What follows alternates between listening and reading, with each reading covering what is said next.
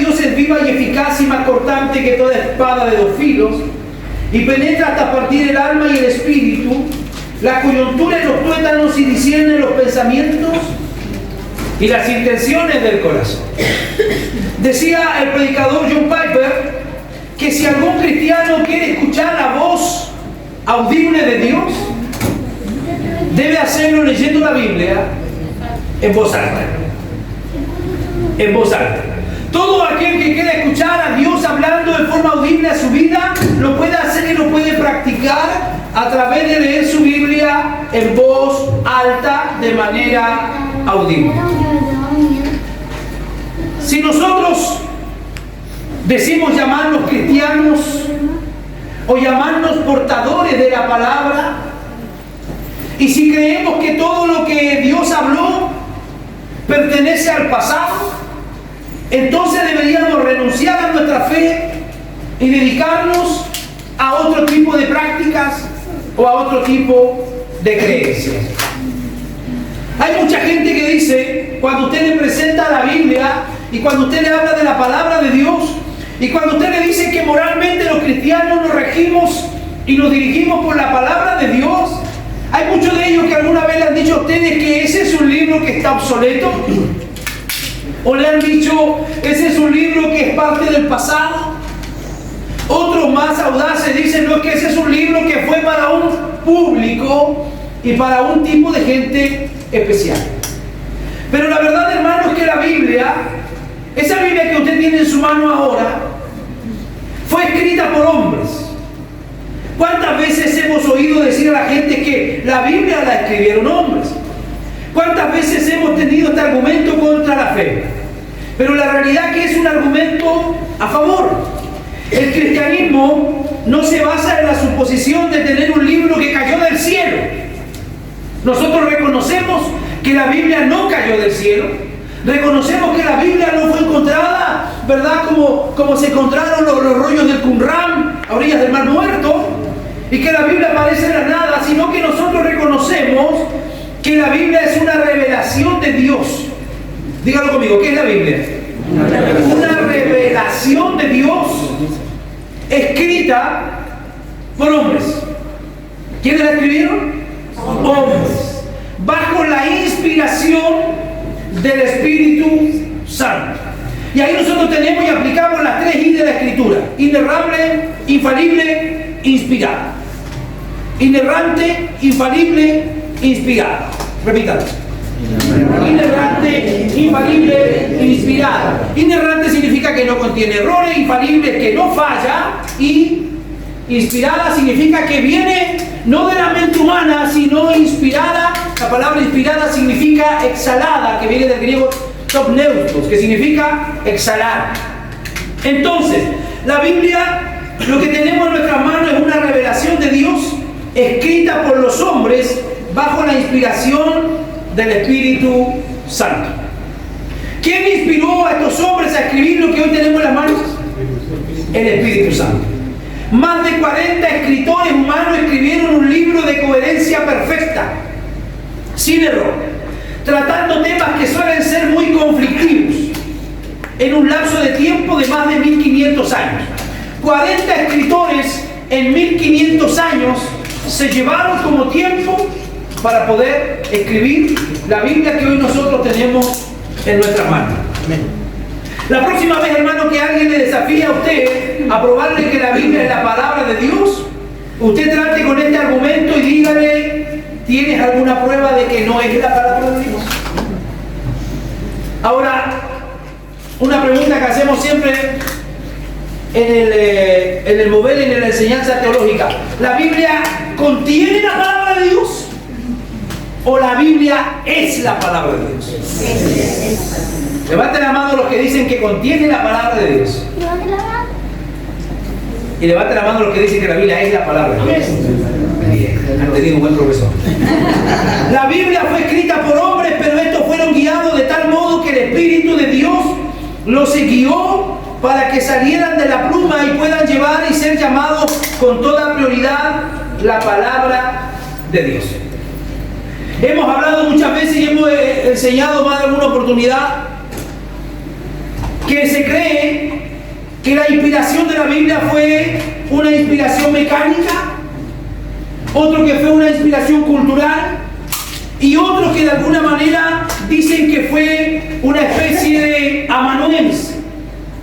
Amanuense significa que Dios les dictaba y como que entraban en trance y solamente Dios usaba sus manos para escribir. Eso es lo que dice la interpretación de los amanuenses. El otro que dice que tiene una inspiración, ¿verdad?, cultural, orgánica, que de alguna manera Dios se basó en la creación para poder inspirar a los escritores a escribir la Biblia. Y otra, que es la que nosotros más o menos nos acercamos y confiamos y creemos que es la inspiración mecánica, en la que Dios le habla al hombre, pero le respeta todas sus características para escribir. No que lo toma como una marioneta o como una especie de robot, sino que Dios respeta las características del escritor. Y Dios le revela su palabra a esa persona, a ese escritor, y lo que nosotros hoy tenemos en la Biblia es las características de ese hombre que escribió esa palabra de Dios. Por ejemplo, tenemos la lectura del profeta Jeremías. Usted lee Jeremías y lee las lamentaciones de Jeremías. ¿Y cuál es el resultado de las características que vemos en Jeremías? ¿Cómo se le conoce a Jeremías? El profeta llorón. ¿Y por qué a Jeremías se le dice el profeta llorón? Porque si usted se pone a leer los libros, los escritos que hace Jeremías, se pasa todo el libro lamentando, llorando y sufriendo por el pecado del pueblo y por todas las calamidades que le tocaba vivir. Entonces, de alguna manera, nosotros vemos que en cada escrito de la Biblia está la característica de cada uno de los personajes. Segunda de Timoteo, capítulo 3, versos 16 y 17, un texto que usted se lo sabe de memoria. Toda la escritura es inspirada por Dios, dijimos exhalada, o sea que viene del interior de Dios. ¿Para qué? Es útil para enseñar, para redarguir, para corregir y para instruir en justicia, a fin de que el hombre de Dios sea perfecto, enteramente preparado. Ese es el propósito, hermano, de la palabra del Señor. Tiene que ser útil para enseñarnos, para redarguirnos, para corregirnos, para instruir en justicia. Redarguir tiene que ver, hermano, con ese mover que hace la palabra en nuestro interior que nos inquieta. ¿Quién le contó al pastor lo que yo hice? ¿Quién le dijo al pastor lo que está pasando en la casa? El Espíritu y la palabra del Señor redarguye y hace que uno se incomode.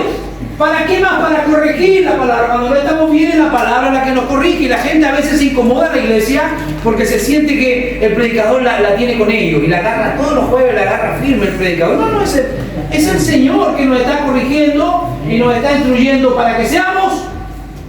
Esa palabra perfecto ahí significa maduro, porque la perfección desde este lado de la eternidad no la vamos a alcanzar, aunque muchos lo tratemos de hacer. No vamos a ser perfectos, pero se refiere a madurez. Maduro, enteramente preparado para toda buena obra. ¿Y qué dice segunda de Pedro, capítulo 1, 19 al 21?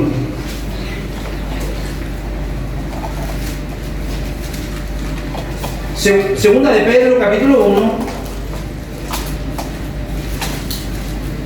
19 al 21.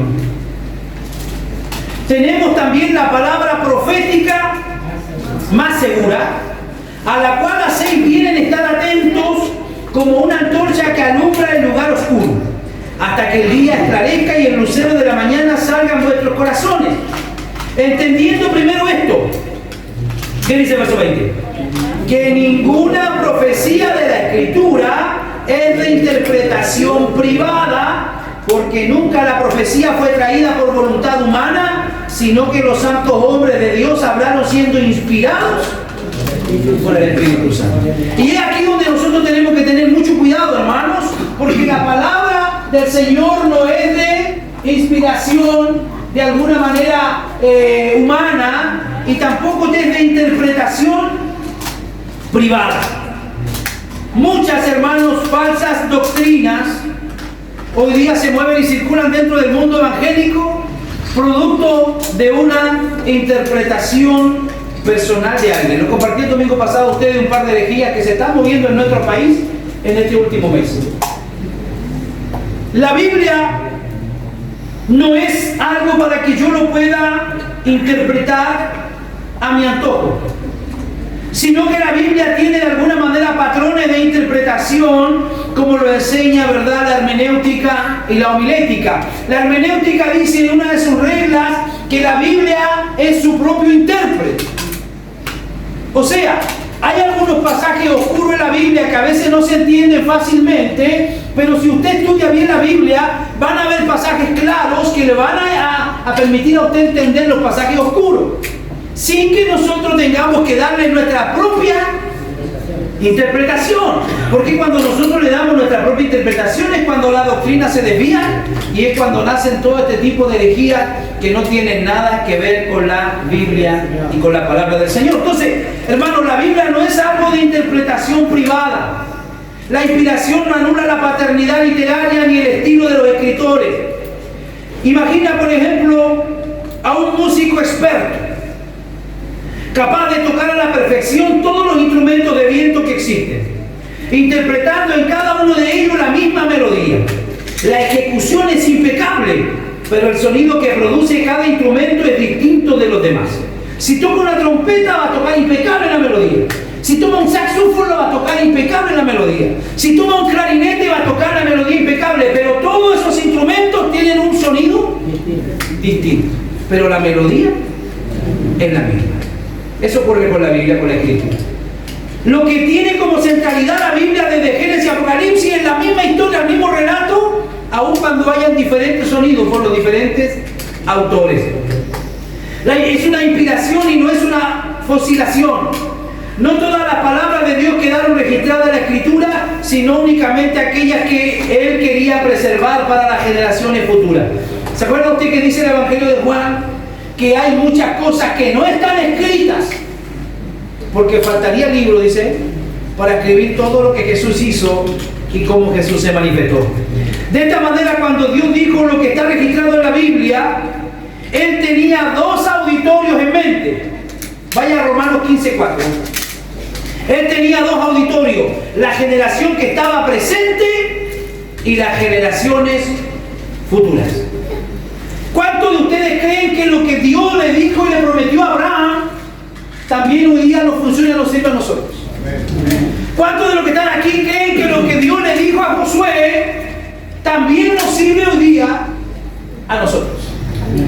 Amén. Entonces la Biblia es contextualizada, la Biblia no es un libro fuera de temporada, que dice Romanos 15:4. Porque las cosas que se escribieron antes, ¿para qué se escribieron? Para nuestra enseñanza se escribieron, a fin de que por la paciencia y la consolación de la Escritura tengamos esperanza. O sea, cuando tú y yo estamos sufriendo, hermano, si hay algo que a nosotros nos da esperanza es la Escritura. Amén. Porque han habido hombres a lo largo de toda la Escritura que han sufrido mucho más que lo que nosotros hoy estamos sufriendo. Amén. Usted me dirá, pastor, es que es mi familiar el que está enfermo. Es mi familiar el que está grave, el que está en necesidad. Pero si nosotros nos vamos a la Escritura, nos vamos a consolar, a saber y a leer, por ejemplo, de la vida del siervo Job. Un varón justo, un varón perfecto, dice Dios, que Dios permitió que se le probara y que todos sus hijos murieran, que perdiera todos sus bienes y aún así que se le metiera una sarna en su cuerpo, pero aún así él se mantuvo fiel a Dios. Ninguno de nosotros ha llegado a ser probado al nivel que fue probado el siervo Job. Por ejemplo, vaya a Génesis 12 del 1 al 3. El ejemplo de Abraham. ¿Qué dice Génesis 12 del 1 al 3? Pero Jehová había dicho a Abraham: vete de tu tierra y de tu parentela y de la casa de tu padre a la tierra que te mostraré.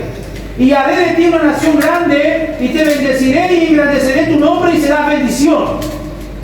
Bendeciré a los que te bendijeren y a los que te maldijeren maldeciré y serán benditas en ti todas las familias de la tierra.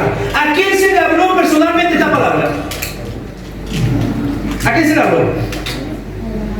¿Qué dice ahí? ¿A quién se le habló? Abraham. Es evidente que Dios le habló a Abraham. Fue este llamamiento divino el que lo sustentó y el que le dio contenido a su fe. Sin embargo, esas palabras iban a ser más relevantes a las generaciones que vendrían. la descendencia física de Abraham en el Antiguo Testamento, el Señor Jesucristo por linaje y a todos los que llegarían a creer en Él a través de la obra que realizó Cristo en la cruz del Calvario. Entonces cuando Dios le dice a Abraham, serán benditas en ti toda la familia de la tierra, ahí entramos nosotros. Aun cuando no tenemos sangre judía ni hebrea, pero entramos nosotros a través del pacto por la fe. Por lo tanto, en la Escritura no solo tenemos un registro de lo que Dios habló hace miles de años, sino lo que Dios sigue hablando. ¿Cuántos creen que Dios sigue hablando? Amén. Amén. Dios nos habló jueves pasado a través del sermón del hermano Juan. Dios nos habló el domingo pasado a través de los sermones que hemos estado entregando. El hecho de poner por escrito la palabra de Dios no la fosiliza. Es la palabra de Dios escrita porque es viva y es eficaz. ¿Cómo es la palabra de Dios? Viva y eficaz. Y más cortante que la espada de dos filos. O sea que las escrituras son mucho más que una colección de documentos antiguos en que se preserva la palabra de Dios. Si hoy oyereis mi voz, dice, no endurezcáis más vuestros corazones. Por lo cual, como dice el Espíritu Santo, si hoy oyereis mi voz, no endurezcáis más vuestros corazones, como en la provocación en el día de la tentación en el desierto. ¿Se acuerdan cuando el pueblo está reclamando por agua en el desierto? Y querían lapidar y querían linchar a Moisés y a los líderes. Y Dios le dice, Moisés, golpea y saca agua de la roca. Y Moisés se aira y golpea con más fuerza desmedida de lo que debía y recibe su reprensión y no puede entrar a la tierra prometida por haberse airado y haber golpeado la roca. Este texto, si hoy oyeres mi voz, no endurezcáis vuestro corazón, está refiriéndose a ese evento. Muchas veces el pueblo de Israel se encontró en esta situación, pero en Hebreos capítulo 3, versos 7 al 13, Dios nos llama y nos exhorta a que no haya ninguno de nosotros que tenga corazón malo e incrédulo, que se aparte del Dios vivo. Antes exhortados los unos a los otros cada día, entre tanto que se dice hoy, para que ninguno de vosotros se endurezca por el engaño del pecado. La escena histórica se describe en este pasaje, ocurre en la época de Moisés. Ahí está en el Éxodo 17, ustedes después lo leen en casa si quieren. Muchos años después, el salmista David en el Salmo 95 toma este mismo relato y lo hace evidente. Si oyereis hoy su voz, no endurezcáis tu corazón como en Meribá, como el día de Masá en el desierto. Hermano, el peligro de apartarse de Dios continúa siendo una amenaza para el pueblo en los días del salmista. Y este incidente histórico debía hacerlo recapacitar. Los peligros y los errores que cometió Israel en el desierto son los mismos peligros que está enfrentando David en su vida. Y los peligros que enfrentó David en su vida son los mismos que nosotros enfrentamos diariamente en nuestra vida. Entonces la palabra del Señor va a ser siempre un aliciente y va a ser siempre un llamado de atención a cada uno de nosotros. De esta manera hoy el Salmo 95 y el autor de la carta a los Hebreos están conectados por la experiencia de Israel en el desierto. Hebreos 3 del 12 al 13. Mirad, hermanos, que no haya en ninguno de vosotros corazón malo, incrédulo, que se aparte del Dios vivo. Antes exhortados los unos a los otros, entre tanto que se dice, no endurezcáis hoy vuestro corazón. Han pasado casi 2000 años desde que la carta a los Hebreos fue escrita y más de 3500 años del problema que hubo en el desierto con Moisés. Pero esta palabra sigue advirtiéndonos que es inspirada para que no nos apartemos de él, porque es por esto que la Biblia y Dios nos siguen predicando. Es el motivo por el cual se sigue ministrando la palabra de Dios en las iglesias, para que no nos endurezcamos y para que no nos desviemos. La inspiración no fosiliza la palabra de Dios, como decía hace un momento, sino que la guarda. ¿Para qué la guarda? Para que Dios continúe hablando hoy a través de ella. Mire, si a mí me toca enfrentar la muerte el día de mañana, ¿usted cree que Dios no va a seguir hablando en esta iglesia? Dios va a seguir hablando. Porque los hombres vamos y venimos, los hombres pasamos, pero dice la Biblia que la palabra de Dios permanece para siempre. Predicamos porque creemos lo que Dios quiere decirnos hoy a través de su palabra escrita, que es infalible, inerrante y suficiente. Ese es el instrumento que Dios ha usado y sigue usando y usará para que su obra siga avanzando en el mundo. Piensa en los similes que la palabra usa para referirse a sí misma. Cuando hablamos de simil, estamos hablando de un ejemplo que la misma Biblia usa para hablar de ella. ¿Qué dice Jeremías 23:29? Esto es un simil, o sea, un ejemplo en el que la Biblia se está identificando a ella misma. ¿Qué dice Jeremías 23:29? No es mi palabra como fuego, dice Jehová, y como martillo que quebranta la peña. ¿Qué quiere decir que sea un martillo que quebranta la peña? ¿Qué quiere decirnos a nosotros que la palabra es como un martillo que quebranta la peña? Que la palabra nos habla y nos quebranta nuestro corazón endurecido. Jeremías 5:14. ¿Qué es lo que es la palabra? Jeremías 5:14. Por tanto, así ha dicho Jehová a los ejércitos, porque dijeron esta palabra: he aquí yo pongo mis palabras en tu boca por fuego, y a este pueblo por leña, y los... Ahí está hablando de juicio. Dice el Salmo 119:105 que la palabra es como una lámpara. Como una lámpara en nuestro camino, una lumbrera. Y Santiago, para los que toman apunte, 1:23, nos dice de alguna manera que es como un espejo, ¿verdad? Que nos muestra cómo está vuestro rostro. La Biblia es todo y eso mucho más, porque es la palabra viva y eficaz de Dios. Y eso a nosotros tiene que llevarnos a rendirnos ante el poder absoluto y supremo de la palabra de nuestro Dios. ¿Qué es lo que dice Santiago 1:23, por favor?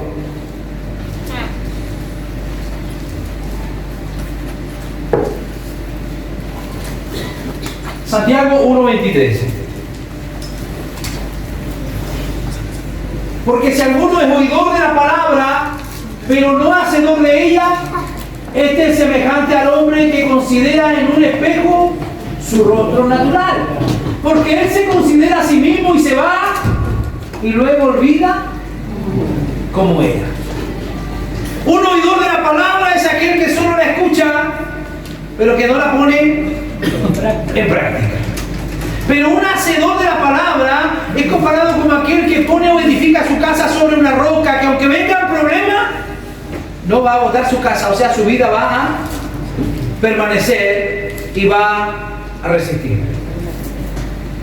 Si yo le pregunto a usted, ¿se recuerda claramente cómo estaba su rostro y su pelo antes de salir de casa? ¿Se recuerda al 100% así en cabalidad usted? En todo el rato que hemos estado fuera de la casa ya nos olvidamos. ¿Cómo estaba nuestro rostro? ¿Cómo se veía nuestro semblante? Bueno, muchas veces eso ocurre con la gente que es solamente oidor de la palabra. Aquí se emociona un poco y llora con los sermones, pero mañana no lo vive y no lo pone en práctica, y es como el hombre que olvidó cómo estaba su rostro en el espejo. Es como una semilla que produce el nuevo nacimiento. ¿Qué dice Lucas 8:11?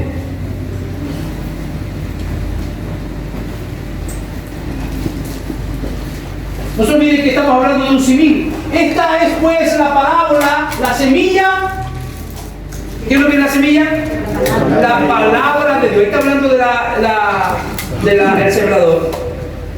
La semilla es la palabra de Dios. Y primera de Pedro 1:23.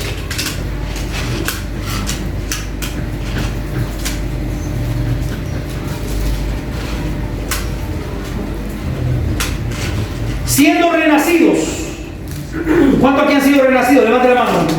No de simiente corruptible, sino de incorruptible. ¿Qué es lo que le dio vida a usted el nacimiento espiritual? La palabra de Dios que vive y que permanece para siempre. Primera de Pedro capítulo 2, verso 2. Desead como niños recién nacidos la leche espiritual no adulterada, para que por ella crezcáis para salvación. Ahí está hablando de ¿qué? De la palabra de Dios. Es como el oro que posee un valor incalculable y que enriquece nuestra vida espiritual. Vamos al Salmos 19:10. Salmo 19:10. Deseables son más que el oro, y más que mucho oro afinado, y dulce más que miel, que la que destila del panal. Ahí está hablando de la delicia y de lo valioso que es la palabra de Dios. La Biblia es todo eso y mucho más. ¿Por qué? Porque es la palabra viva y eficaz de Dios. Es una palabra del Dios vivo, del Dios todopoderoso. Vaya por favor a Isaías 55, versículo 10 y versículo 11.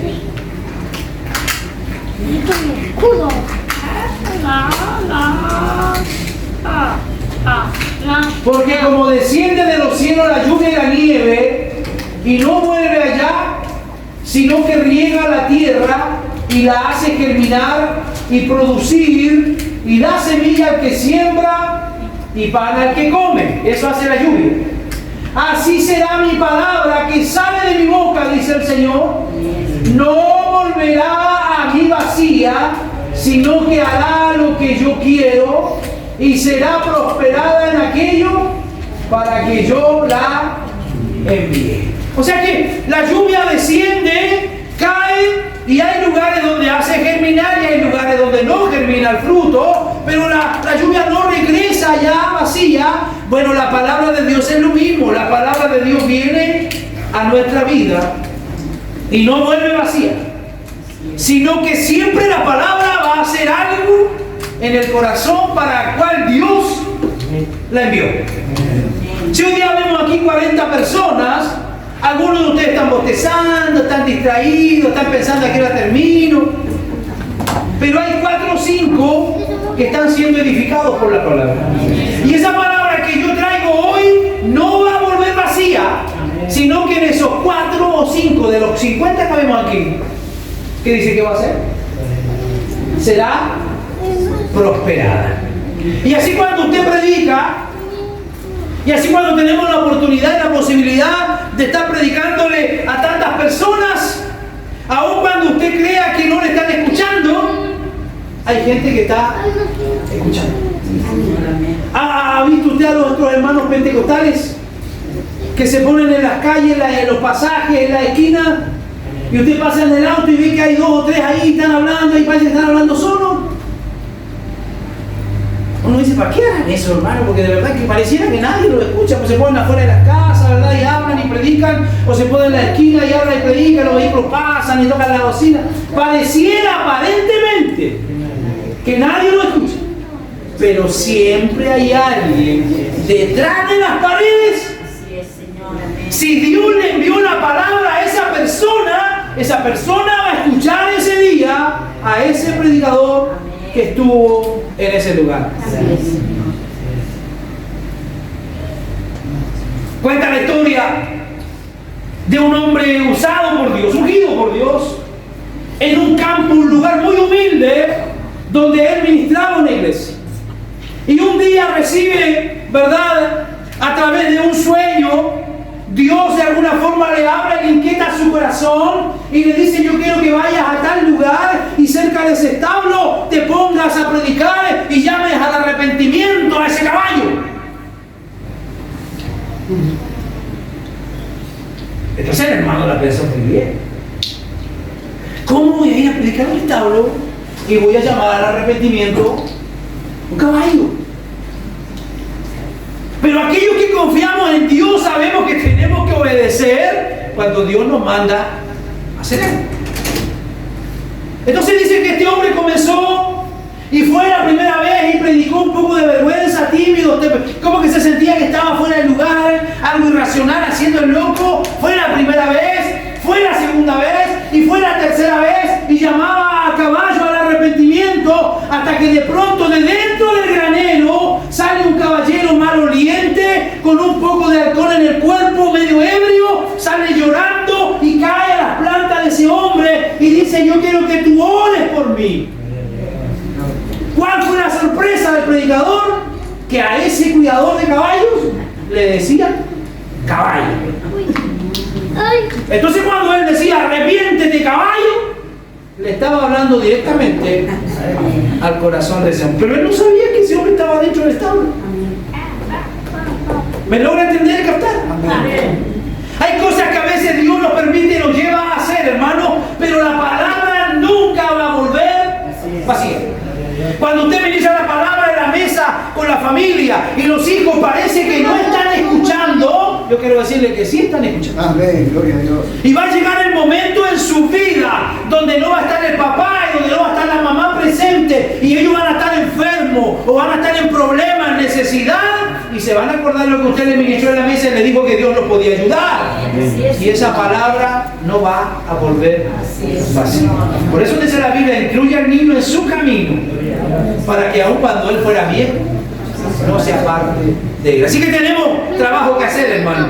Dios ha hablado y Él continúa hablando a través de su palabra. ¿Cuántos creen que Dios nos continúa hablando? Dios ha hablado y Él continúa hablando a través de su palabra escrita. Estas dos convicciones deben atar nuestra conciencia para resistir a la presión antisermónica. A veces hay una presión antisermónica. ¿Por qué la gente tendrá problemas con la palabra sermón? Otro día vamos a predicar de eso, pero cuando la gente dice sermón, ¿qué se le viene a usted a la cabeza? A la mamá retándolo, ¿cierto? A la mamá retándolo, al papá retándolo, diciéndole, sacándole en cara muchas cosas y diciéndole, yo te dije, te advertí, que... Pero el sermón, de alguna manera, tiene la bendición y tiene la necesidad y tiene la disposición de Dios de conducirnos, de dirigirnos y de llamarnos al arrepentimiento. Así que usted no sea antisermón, al contrario, ame que lo sermoneen. Porque estas convicciones todavía no son suficientes para que sigamos predicando. Debemos dar un paso firme y afirmar que Dios nos ordena predicar su palabra para hacer oír públicamente su voz. Y este es el tercer gancho de una ancla teológica que nos va a permitir seguir avanzando en la obra del Señor. Y usted dirá, pastor, es que yo no estoy preparado, pastor, es que yo no tengo conocimiento, es que tal vez yo no leo muy bien, es que yo no tengo lindas palabras para hablar. Hermano, así como Dios respetó a los escritores de la Biblia con sus capacidades, Dios lo va a respetar y Dios lo va a usar a usted. Con las capacidades que usted tiene. Usted nunca va a llegar a ser como el pastor, ni el pastor va a llegar a ser nunca como usted. Somos todos diferentes. Todos tenemos diferentes dones, pero todos hemos sido llamados a hacer la obra del Señor, que es predicar su palabra. Yo siempre he pensado y he meditado que si los ángeles hubieran venido a predicar, hubiera sido otro el resultado, porque ellos lo hubieran hecho de forma espectacular. Pero a Dios le plació salvar al mundo a través de la locura de la predicación. Y esa locura, dijo Pablo, bendita locura para nosotros. Somos llamados, somos elegidos para predicar y para seguir predicando. Mientras estamos vivos, tenemos el deber de predicar la palabra de Dios. No solamente los ministros, los predicadores, los líderes de la iglesia, sino cada uno de ustedes como ovejas, como discípulos del Maestro, tienen que transmitir la palabra del Señor. ¿Qué le parece si oramos al Señor? Amén.